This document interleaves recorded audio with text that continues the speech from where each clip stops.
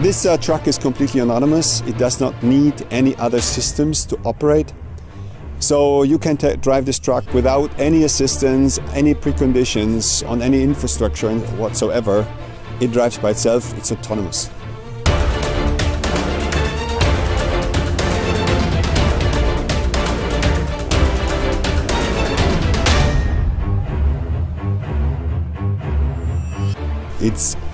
It's a strange feeling.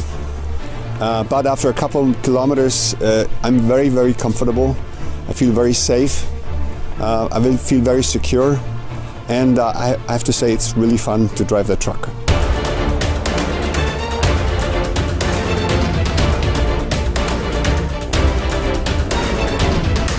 Actually, it's very simple, right? You push that button and you lean back and relax. That's all that it's about. Everything else has been done by the system. The system takes over and pilots you to the traffic. It's just great. It's a good feeling.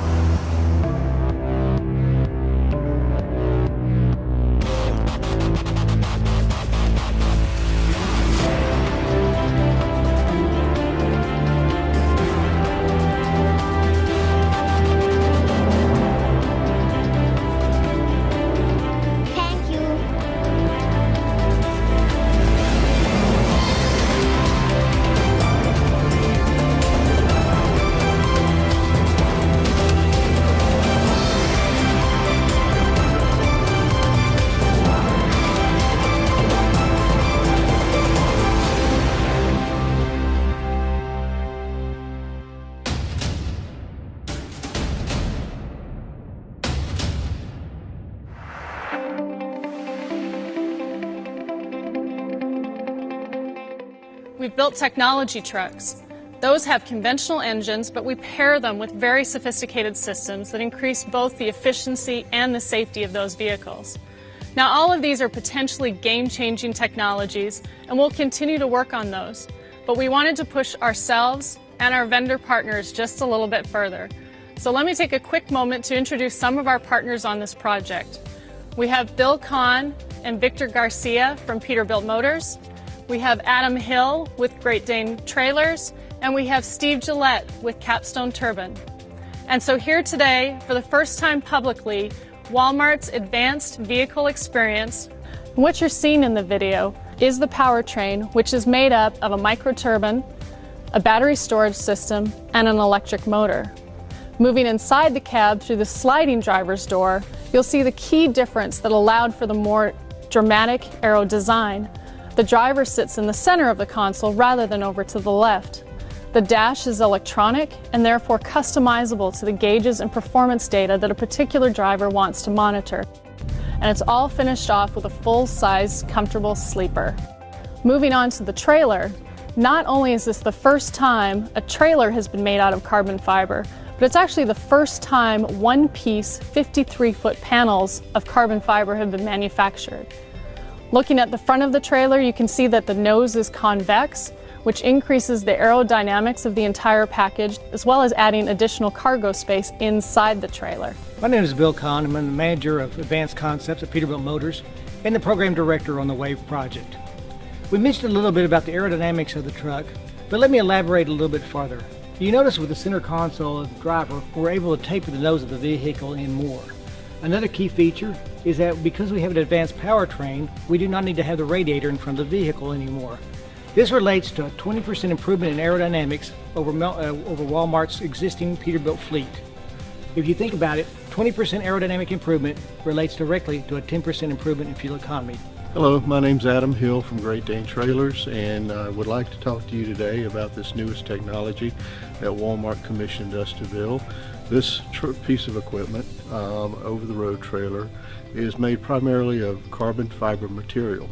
Carbon fiber is about 10 times stronger than steel, but it's lighter than fiberglass, and that is one of the biggest reasons that it was chosen to highlight the technology of this equipment. This trailer has the capability of being fully loaded with a standard cargo load. It can handle forklift traffic for backhauls, and it is 100% DOT legal. There are several technologies that went into this trailer besides the carbon fiber, which gives us about 4,000 pounds of weight savings when spec'd very similar to a conventional Walmart fleet trailer. Hi, I'm Steve Gillette with Capstone Turbine. Gas turbines were evaluated by Peterbilt back in the 60s.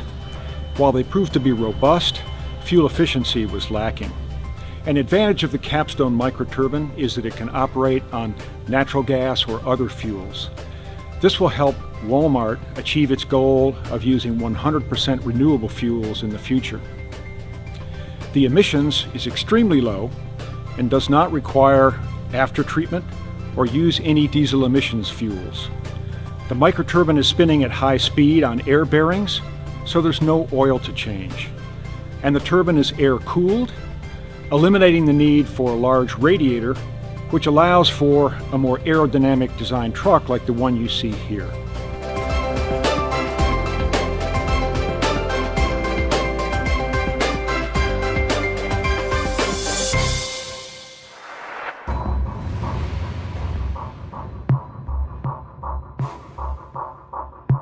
The 50% target was definitely a daunting goal.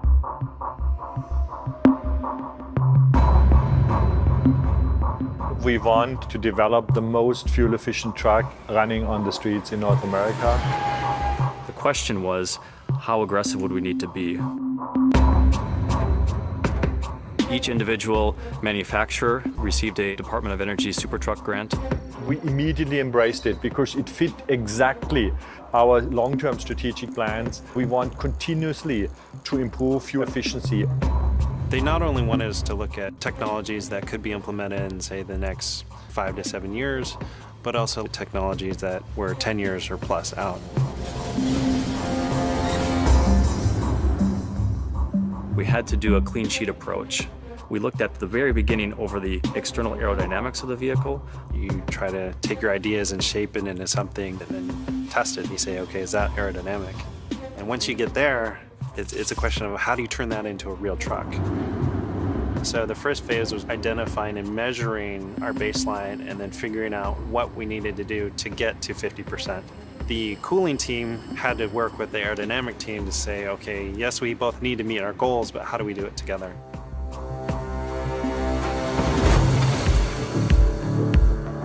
Within the SuperTruck program, we are able to leverage the knowledge and expertise of the Global Daimler organization, experts within North America, both in Portland as well as in Detroit.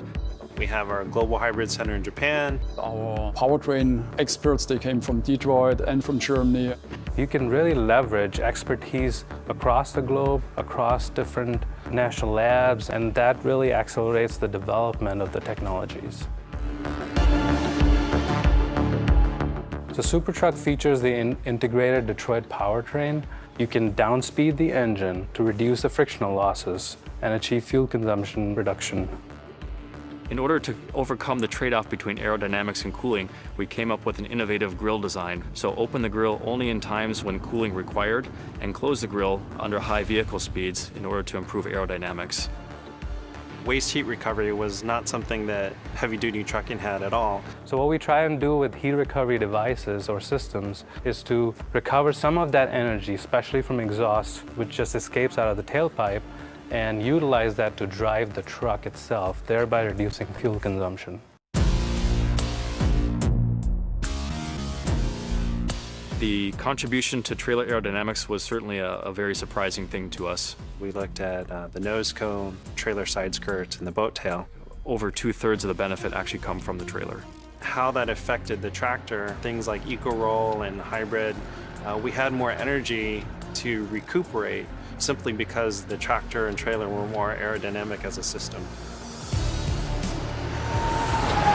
At the end, we achieved 115% freight efficiency improvement on public route in Texas between San Antonio and Dallas. We also saw better than 12 miles per gallon fuel consumption, which is amazing. Never heard about in the industry.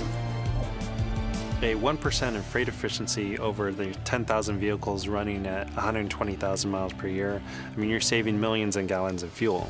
We have to invest in the future, not just of our company or the economy of the United States, but in the future of the entire planet. We were able to work on very high-risk, high-reward technologies and provide functional demonstration on a line haul vehicle.